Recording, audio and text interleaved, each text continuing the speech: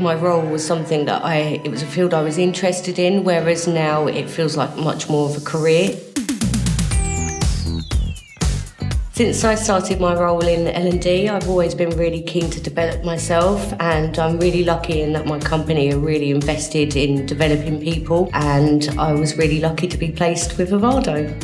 It's given me such a boost in confidence. It's made me focus on what current skill set I already have, but also thinking about how I can utilise that in the future for my career.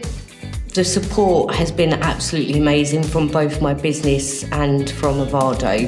My learning coach, Emma Jones, has been absolutely amazing and supportive throughout, and I feel like it's been really person-centred.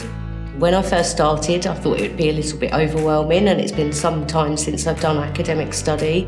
As it's gone on, I've been really excited and I'm actually having fun with it. My advice for anyone thinking of doing an apprenticeship is do it. And if you're going to do it with Avado, my experience has been nothing but positive and affirmative.